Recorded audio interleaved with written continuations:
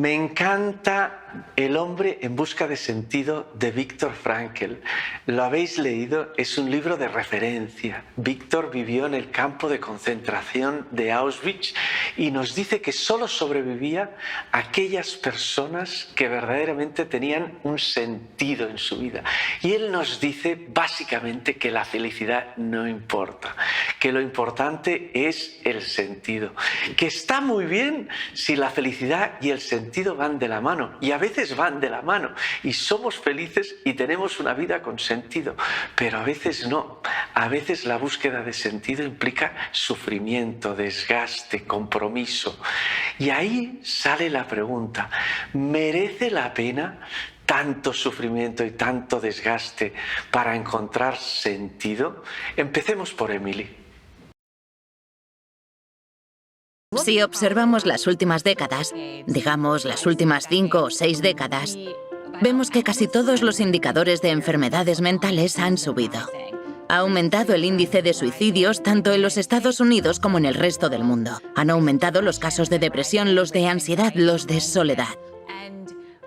Cuando los investigadores trabajan con las estadísticas para intentar entender qué provoca esta crisis en la salud mental, lo que encuentran es que está motivada por la ausencia de sentido en la vida de la gente, no tanto por la falta de felicidad. Intentan separar estos dos factores. Y me parece que es una distinción importante, porque a menudo cuando sufrimos o la gente a nuestro alrededor sufre, tendemos a pensar algo como: vale, no te sientes bien, hagamos algo que te haga sentir bien, que te haga feliz. Pero lo que la investigación parece indicar es que sea cual sea el vacío que sentimos, lo único que puede llenarlo es el sentido de la vida. Muchas de las fuentes tradicionales de sentido que solían estar en los cimientos de la vida de la humanidad, de nuestros ancestros, ya fuera la religión, la comunidad o los rituales, ya no son tan esenciales en la vida de la gente hoy en día. El mundo es cada vez más individualista, secular y tiene menos en cuenta a la comunidad. Sin toda esa arquitectura de sentido en la vida, la gente tiene que descubrir por sí misma qué hacer para saciar esa necesidad de sentido, que tanto yo como muchos psicólogos creemos que es una necesidad fundamental y que sin sentido en la vida sufrimos. Yo quería entenderlo. Si lo que de verdad importa es el sentido, ¿qué es lo que debemos incluir en nuestra vida para encontrarle ese sentido? Así fue como traté de entender y sintetizar toda la información que iba recogiendo. Y encontré 4 conceptos, 4 patrones que surgían una y otra vez. El primero, la pertenencia, tiene que ver con el tipo de relaciones que tenemos. Cualquiera que haya reflexionado o leído acerca del bienestar probablemente habrá encontrado estudios en los que se afirma que las relaciones nos hacen felices, que contribuyen a nuestro bienestar. Pero la pertenencia se refiere a un tipo particular de relación. Es una relación en la que te sientes valorado por ser quien eres, de manera intrínseca, y en la que valoras a la otra persona por quien es en esencia. Algo muy interesante que he descubierto al estudiar este concepto, este pilar, es que la pertenencia no tiene por qué formar parte de una relación desde el principio. Es algo que se puede cultivar con la otra persona en los momentos de interacción con ella, sintonizando con ella, escuchando activamente y estableciendo una especie de conexión íntima en la que ambos sienten que la otra persona los ve, los valora y los escucha. Las personas que tienen ese tipo de interacción se sienten elevadas, sienten que son importantes para los demás.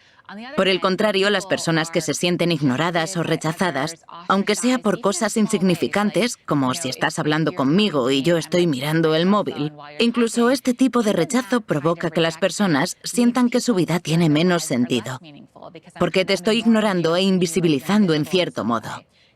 El segundo pilar es el propósito. Propósito y sentido son palabras que a menudo pueden intercambiarse. Pero como yo lo entiendo, el propósito es un componente del sentido. Es la parte del sentido que nos guía hacia el futuro. Los psicólogos definen el propósito como un objetivo o un principio que orienta nuestra vida y que implica que aportemos algo a los demás. Y puede ser una aportación de todo tipo. Alguien puede tener como propósito encontrar la cura del cáncer.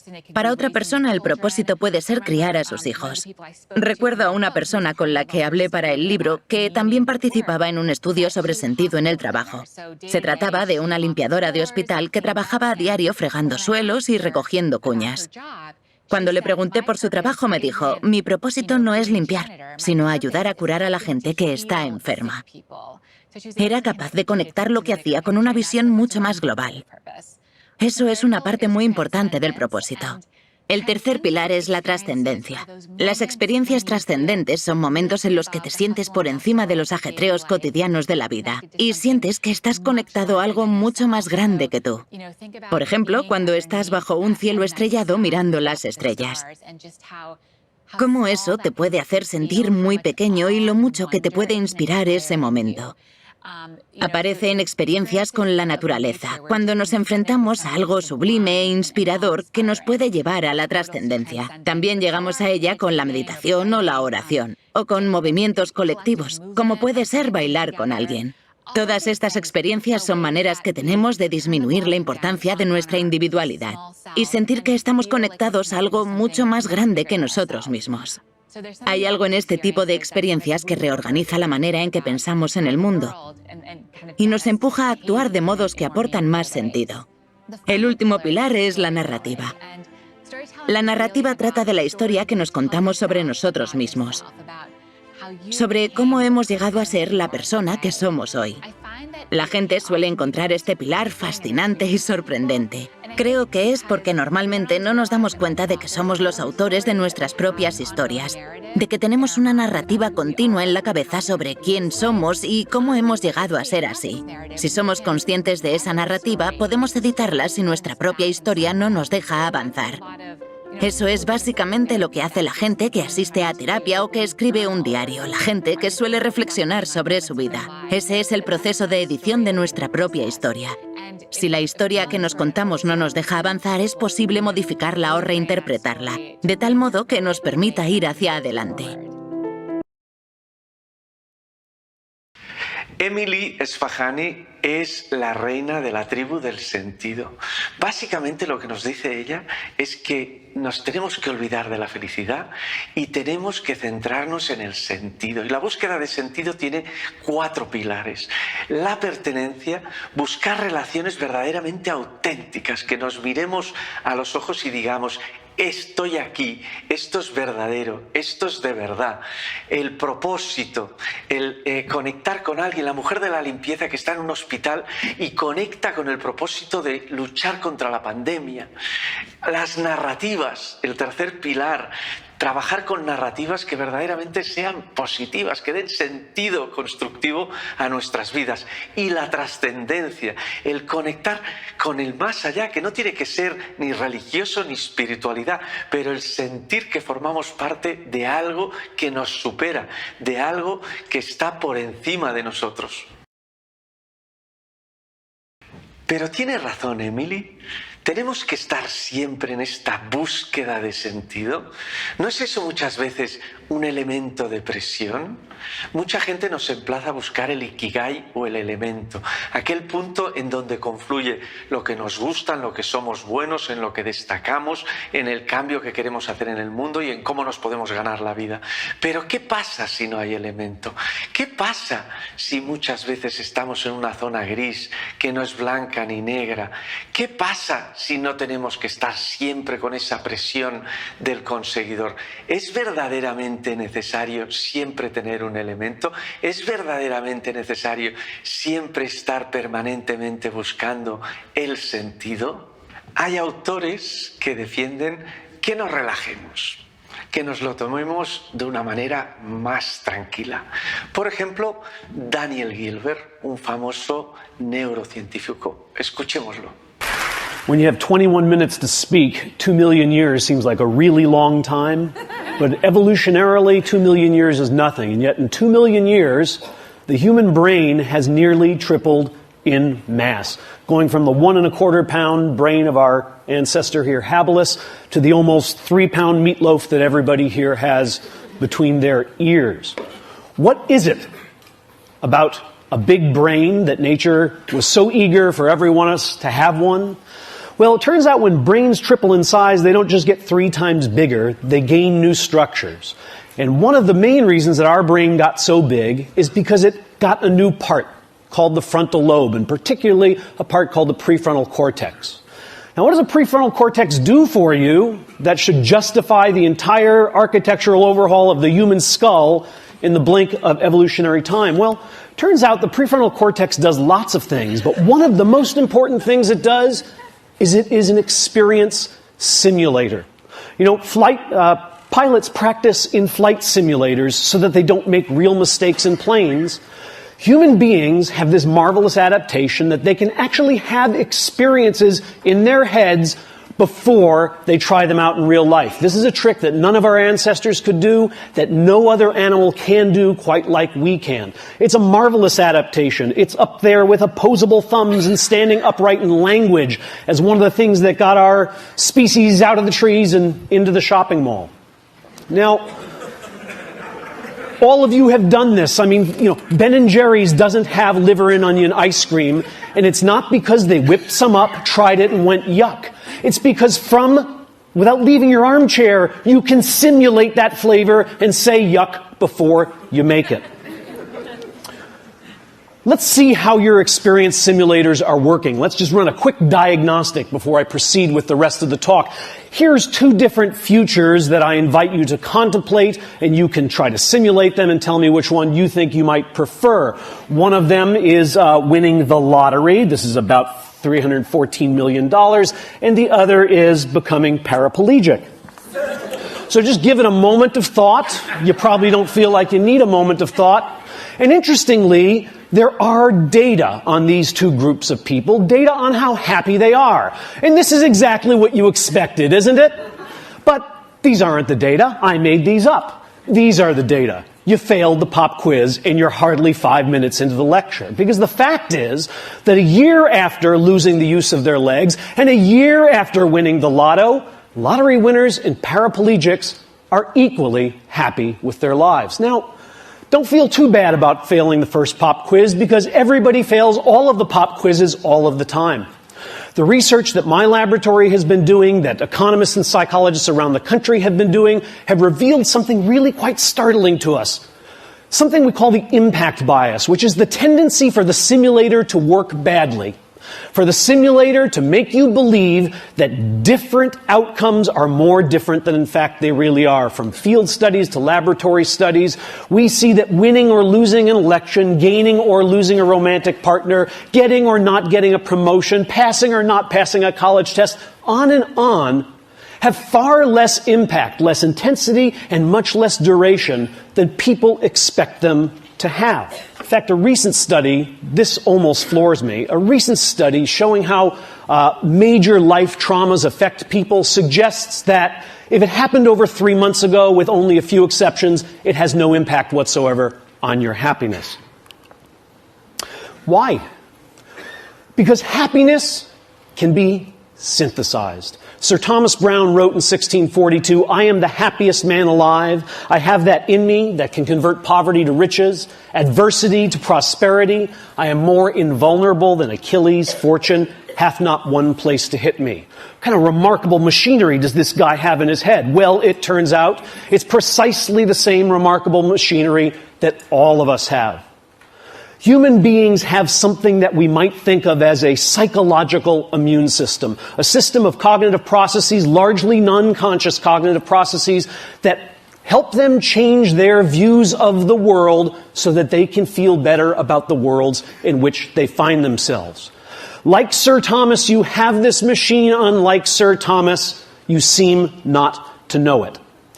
We synthesize happiness, but we think happiness is a thing to be found. Now, you don't need me to give you too many examples of people synthesizing happiness, I suspect, though I'm going to show you some experimental evidence. You don't have to look very far for evidence. As a challenge to myself, since I say this once in a while in lectures, I took a copy of the New York Times and tried to find some instances of people synthesizing happiness. And here are 3 guys synthesizing happiness. I'm so much better off physically, financially, emotionally, and almost every other way, mentally, almost every other way. I don't have 1 minute's regret. It was a glorious experience. I believe it turned out for the best. Who are these characters who are so damn happy? Well, the first one is Jim Wright. Some of you are old enough to remember he was the chairman of the House of Representatives And he resigned in disgrace when this young Republican named Newt Gingrich found out about a shady book deal he had done. He lost everything. Most powerful Democrat in the country, he lost everything. He lost his money, he lost his power. What does he have to say all these years later about it? I am so much better off, physically, financially, mentally, and in almost every other way. What other way would there be to be better off? Vegetably, minerally, animally? He's pretty much covered in there. Maurice Bickham is somebody you've never heard of. Maurice Bickham uttered these words. Upon being released, he was 78 years old. He'd spent 37 years in Louisiana State Penitentiary for a crime he didn't commit. He was ultimately exonerated at the age of 78 through DNA evidence. And what did he have to say about his experience? I don't have 1 minute's regret. It was a glorious experience. Glorious! This guy is not saying, well, yeah, there's some nice guys. They had a gym. It's glorious, a word we usually reserve for something like a religious experience. Harrius Langerman uttered these words, and he's somebody you might have known but didn't, because in 1949 he read a little article in the paper about a hamburger stand owned by these two brothers named McDonald's, and he thought, that's a really neat idea. So he went to find them. They said, we'd give you a franchise on this for $3,000. Harry went back to New York, asked his brother, who was an investment banker, to loan him the $3,000, and his brother's immortal words were, you idiot, nobody eats hamburgers. He wouldn't lend him the money, and of course, 6 months later, Ray Kroc had exactly the same idea. It turns out people do eat hamburgers, and Ray Kroc, for a while, became the richest man in America. Oh, and then finally, the best of all possible worlds. Some of you recognize this young photo of Pete Best, who was the original drummer for the Beatles, until they, kind of like sent him out on an errand and snuck away and picked up Ringo on a tour. Well, in 1994, when Pete Best was interviewed, yes, he's still a drummer. Yes, he's a studio musician. He had this to say, I'm happier than I would have been with the Beatles. Okay. Daniel Gilbert nos dice que todas las victorias y todas las derrotas son efímeras, que nos pase lo que nos pase, seamos tetraplégicos o ganemos la lotería, vamos a seguir siendo igual de felices. Es la felicidad sistémica y él lo ha demostrado de manera científica. Por tanto, ¿qué sentido tiene luchar por las cosas si al final, ganes o pierdes, vas a tener la misma felicidad? Por tanto, ¿por qué no nos relajamos un poco más y vivimos la vida con tranquilidad sin estar permanentemente en esta búsqueda de sentido? ¿Tiene razón Daniel o tiene razón Emily? Si seguimos a Daniel Gilbert, de alguna manera nos llevaría a las tribus de la presencia, a dejarnos llevar por el presente, por estar aquí y ahora, en olvidarnos del futuro, de conseguir cosas, de llegar a determinadas estaciones. Sencillamente nos emplaza a vivir y a vivir intensamente el presente. Pero yo sí que percibo que mucha de esta gente que se deja arrastrar por el presente acaban en lo que yo llamo el ego espiritual, en muchas veces una dulce decadencia. Acaban no importándoles nada, acaban con una vida sin sentido, acaban totalmente despreocupados de todo y muchas veces son personas que acaban hasta incluso dejadas físicamente. Por tanto, ¿dónde tenemos que ir? Tenemos que intentar esforzarnos por conseguir cosas, intentar llegar a buscar un sentido en nuestras vidas, o tenemos que dejarnos arrastrar por el río presente. ¿No hay quizás un punto intermedio entre los dos estadios? Quizás más que derrotas y victorias, a lo que hay que aspirar sencillamente es a vivir en el centro, a vivir en unos valores en donde sencillamente nos sintamos cómodos estando allí y que dé igual lo que consigamos, que dé igual las victorias que consigamos y las derrotas que tengamos. Sencillamente estamos en el lugar que queremos, en el momento en que queremos. Y eso implica un esfuerzo. Y quizás conseguiremos determinadas cosas o conseguiremos otras, pero nos mantenemos en el lugar donde queremos estar. Honramos nuestros valores, no nos dejamos arrastrar por el presente, no nos obsesionamos con los símbolos o los resultados del futuro, sencillamente estamos en el lugar donde queremos estar. Y eso implica un esfuerzo. Centrarse implica un esfuerzo. Pero ¿no merece la pena a veces también descentrarse? Quizá si el centro es una presión, automáticamente nos implica que queramos de vez en cuando sacarnos esa presión. En cambio, si el centro integra todas nuestras partes, incluida nuestra sombra, entonces estar en el centro sencillamente es estar en todas nuestras partes de nosotros. Entonces, lo difícil aquí es establecer cuál es nuestro centro, y nuestro centro necesariamente tiene que integrar a nuestra sombra, porque si nuestro centro sencillamente es nuestro ideal, nuestro supuesto ideal, y no integra nuestra verdadera forma de ser, y no integra aquellos patrones y aquellos guiones de vida que tenemos dentro nuestro, que en el fondo también son parte de nosotros, entonces no es un centro de verdad. El centro tiene que integrar necesariamente también a nuestra sombra. Los valores, en el fondo, no son una cuestión meramente moral. Los valores sencillamente son aquellas cosas que tú valoras. Y lo que tú valoras es lo que tienes que poner en el centro. Y es importante no fijarse en los resultados o en los símbolos, sino en los valores en sí. Lo importante es que yo quiero ser feliz en familia. Lo importante no son las personas concretas. Lo importante es que yo quiero tener un trabajo con sentido. Lo importante no es el trabajo concreto que yo tengo.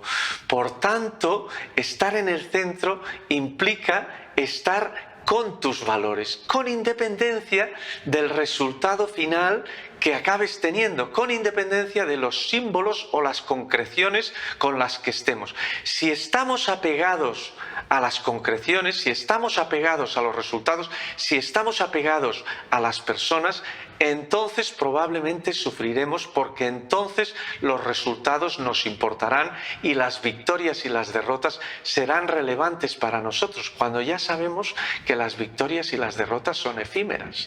Por tanto, ¿qué es exactamente estar en el centro? Estar en el centro es honrar tus valores. Y honrar tus valores es, primero, entender cuáles son tus valores e integrar todas las partes de ti, las buenas y las malas. Y muchas veces hay que dar de comer un poco a todas las manifestaciones de tu ser.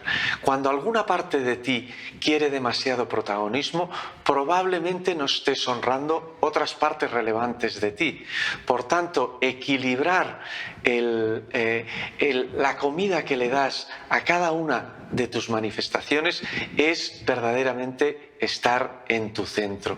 Y siempre también entendiendo que el camino es lo importante, que da igual donde llegues, que lo importante es estar en el centro, porque la vida es aquello que pasa mientras piensas qué hacer con ella, como decía John Lennon. Y por tanto lo relevante es situarte en el centro sin que las victorias y las derrotas que vayan sucediendo sean relevantes para ti. Como conclusión, ¿qué pensáis? ¿Creéis que merece la pena tener una vida con sentido? ¿Creéis que merece la pena esforzarse, comprometerse para hacer aquello que realmente es importante para vosotros? ¿Qué pensáis de lo que dice Emily? ¿Qué pensáis de lo que dice Daniel?